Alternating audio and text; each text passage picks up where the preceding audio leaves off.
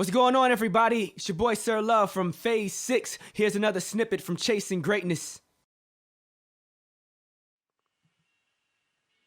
Aaron Douglas, dudes from Philly.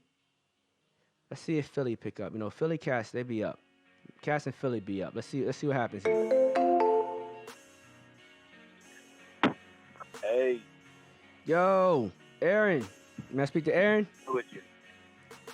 What's going on, my guy? Still going in with the question?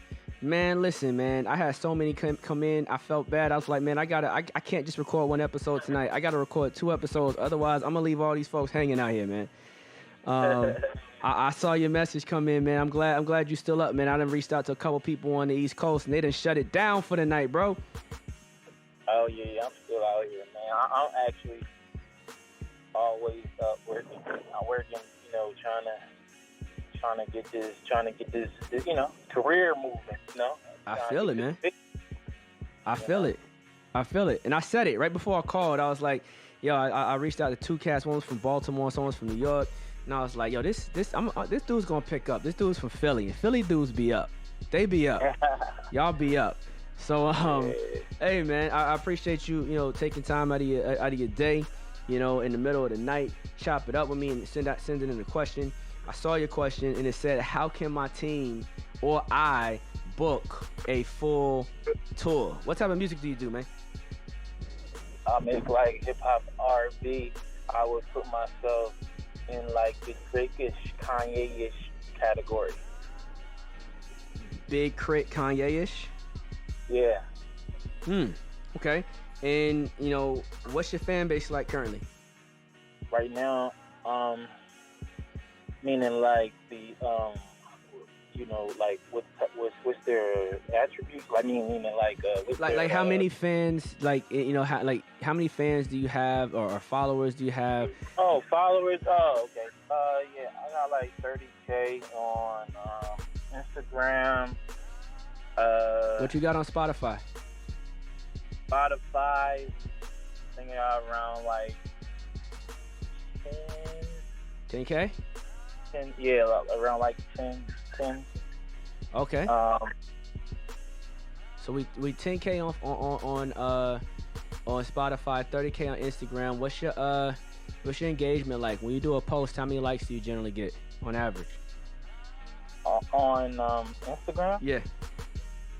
On average around like 1,000, 1,500, 1,500 around that.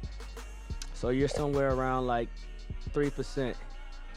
Yeah, something like that. 1,500. 3% engagement. All right, got you. Somewhere close to there. All right, so have you already looked into the markets in your Spotify data where you're popular? Yeah, I just sent that over to my team, you know, to go ahead and go through that and everything. Because I'm trying to, you know, even with the COVID, I see other artists still working. So, like, I still want to work too, you know. So here are my thoughts, all right? Well, what's the age group of your audience that you're servicing right now? Okay, so let me go into the Spotify. You asked the question. I'm like, man, this is to give you the answer. There's so many ways to address it. I'm like, let me, you know. Let me go into the Spotify right now. Give it to me. Yeah, just go in and go ahead. So the age group that they're saying here, okay, we got the top one is Los Angeles and Miami. Hold on, let me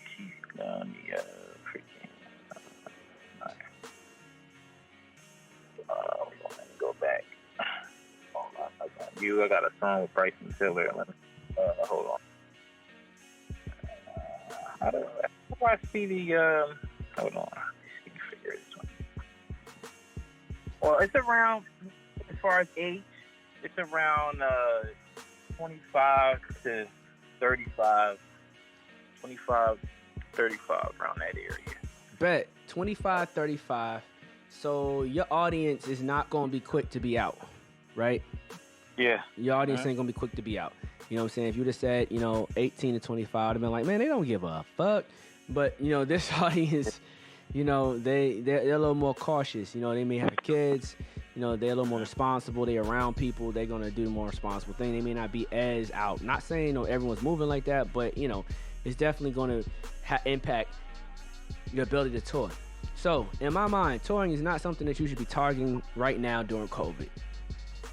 Right. If you're asking this question in general, that's one thing. So my next question to you is: are we talking general? Or are we talking during the COVID times right now? Say one more time. Are we talking general or are we talking during COVID right now? Both. All right. So let me try to capture all this. So in general, if your team is trying to book a tour, right? Yeah. Obviously, the easiest way to do this is to get a booking agent that believes in you, that feels like they can make cap off of you, right? And you to be able to sell that booking agent on your numbers and your stats. Do you currently have the numbers and stats for a booking agent to feel like they're going to be able to hit their numbers? In my personal opinion, no, right? If I was a booking agent, I wouldn't be jumping, out the window for those types of numbers right now, because I wouldn't see where I can really make my money back, right? So instead, I could bet on potential. Well, how could I bet on potential? You'd have to sell me on the fact that you have potential. How would you do that? You'd have to invite me out to a show where you already sold it out and you already got X amount of people there, right? If you can do that and I can see what you're capable of, then I'll go, okay, well, look, I see what this cat is capable of. He has a dope show. His fans are loyal. I'm gonna have you as the opening act on these other shows that I'm already booking. Rick Ross, I'm booking Ross. Ross is getting 80K over here. I'm gonna have you open up. You ain't gonna get no money, but I'm gonna make sure that you get, your rider is covered and your travel and your hotel is covered. Cool. You show up, you do your show, you just send a third. You start doing stuff like that for the booking agent on the Love, and you can start creating a tour. But that's off the strength of the booking agent really liking you. In order to do that, the booking agent will likely want something from you. They're going to want to cut of something. They're going to want to cut of the record. They're going to cut of the merchandise. They're going to want to cut of the publishing. They're going to want to cut of something. And if you're smart, you'll give them that cut. You'll negotiate the cut, give them whatever the fuck they need. But you'll make sure that while you're giving them this cut, that it's a guarantee that in order to get the cut, they have to do X amount of things. So you don't give the cut in exchange. In exchange for you being my booking agent, I will give you this. That's a bullshit contract. In exchange for being my booking, in exchange for getting me on X amount of shows in X amount of time period, I will provide you X amount of this, for X amount of time period, right?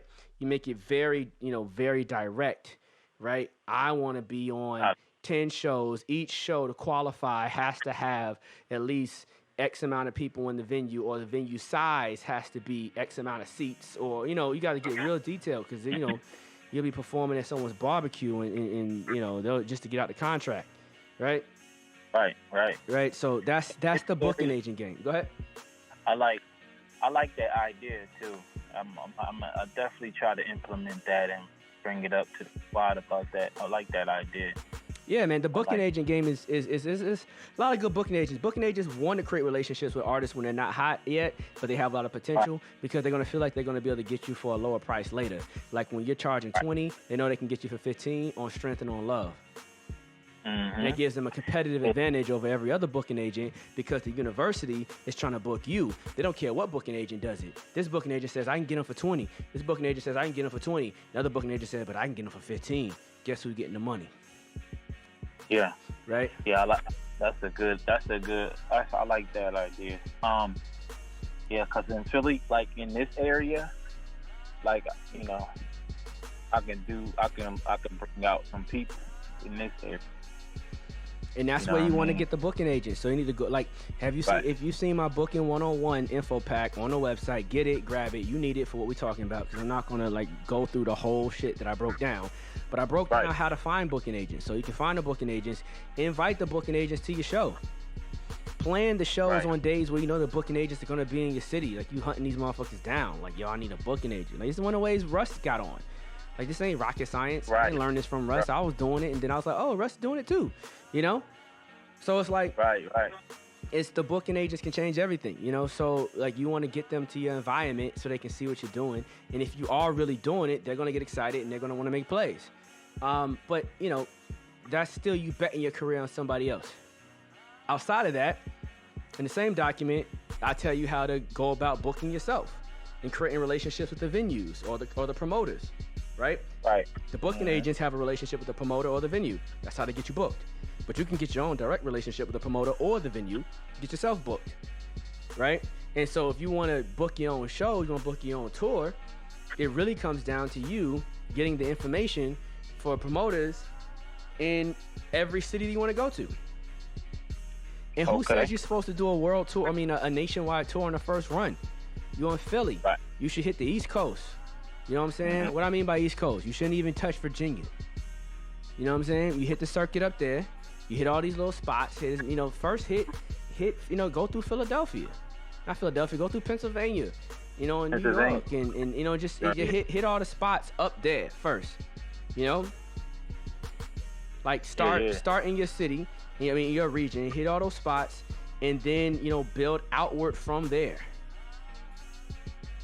Yeah. That's what that. Right? And the more you start hitting those and you hit those regions based off the data.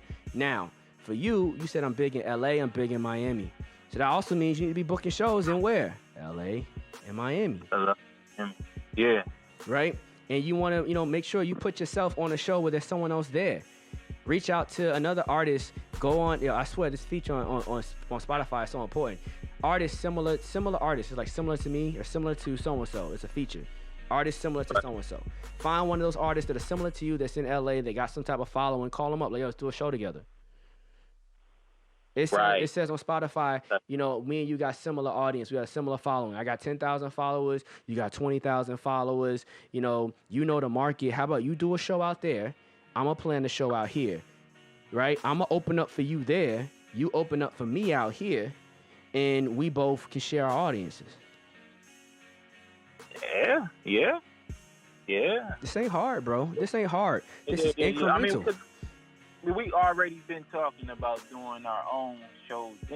I've done my own shows before, I've already booked my own tour before. I just wanted to, because when I asked you, I think I came across one of your videos before, and I think then I just followed you on Instagram or something like that.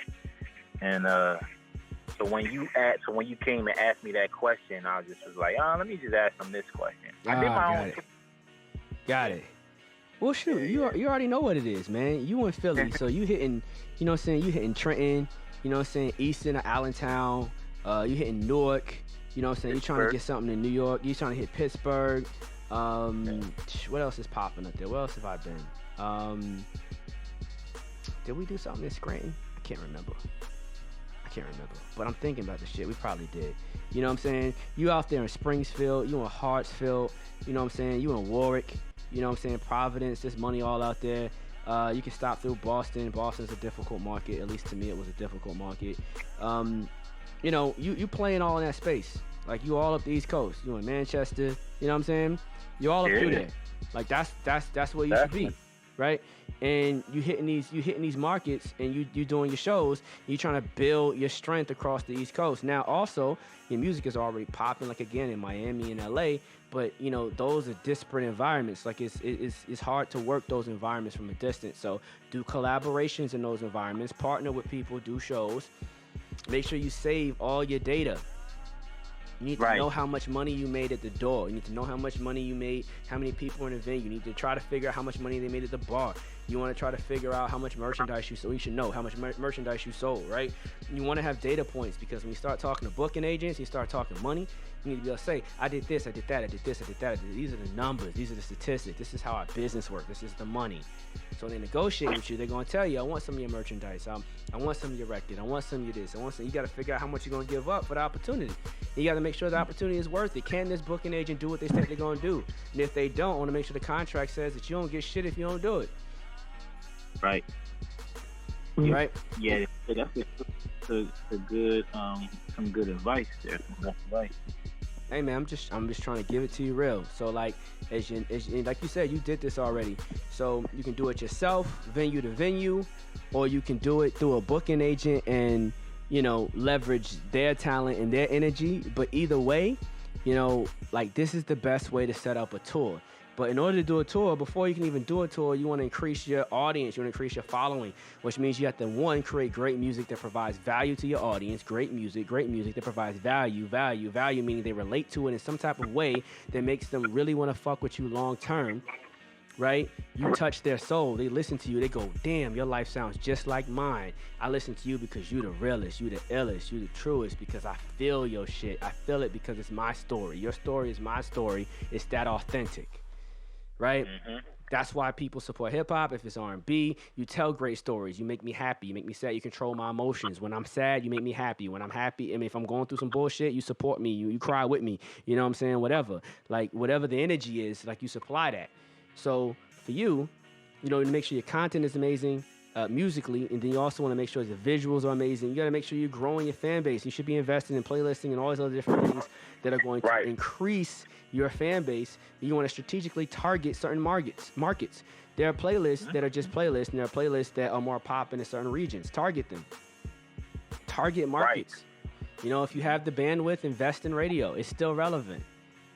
I think I was also looking when you said that, I believe my memory is coming back, but I think you said that you had booked one of your artists, and he really didn't have a following like that. I think you said that you had got him like a full tour, and he really didn't have a following like that. No, we didn't do a tour. We did show. Well, it wasn't a tour. We did mad shows. So that artist, it was she. She did. Alabama, she did Nova Scotia, South Carolina, Atlanta, different spaces that she was able to navigate. And right on the cusp of her really breaking loose in the market, a lot of things shifted. But in reference to how we navigated to get that, it was being consistent. I mean, she didn't even have a strong social media following. Her social media following was trash. It was crap. Right? Yeah. And we knew we can get people in the venue. I tell this story all the time. I was working with a promoter at the venue, and it was a small venue. I think max is 350, right? I think the number changes every time I tell the story. It's probably 450, 350, 250, whatever, something around there. Yeah. Venue max, like maybe let's say 350, right? And the venue, the guy, running the promo was like, yo, I want to do this crazy show, and I want it to be lines all around the corner. I want to pack the shit out, and people can't even get in. I want to create hysteria. I was like, really? I said, how you going to do that? He said, listen, I got like 10 different acts, and each of them got over 100,000 followers, right? Literally. 10 acts, each of them had over 100,000 followers. That's mathematically, at minimum, 1 million followers. Right? Some of these cats have like 300,000. Some of these cats like 400,000. Like, I'm there. Like, I see these cats. I know these cats. I see how they move. Like, these dudes got followers. And they got, some of them have real high engagement. Right? Mm-hmm. Did the show. I think we got 50. He got, not we, because I was just showed up. But he had like maybe 50 to 60 people in this spot. 50, 60, maybe 100. At best, 100 people in and out at this spot.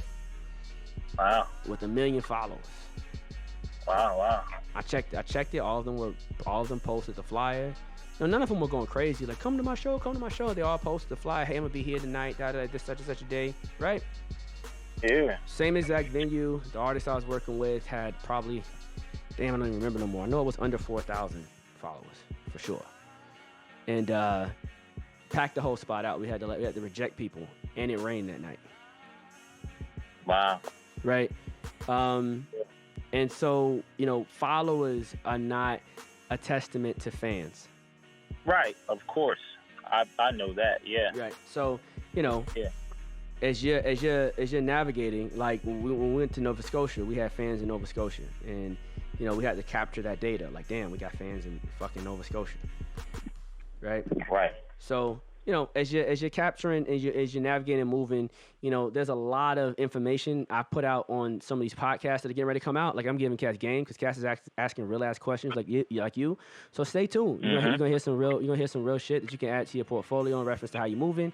And if you haven't gotten the info packs, because I always reference them only because people ask questions that I've already written a whole book about. And I'm like, I'm not gonna talk about something I wrote a whole book about.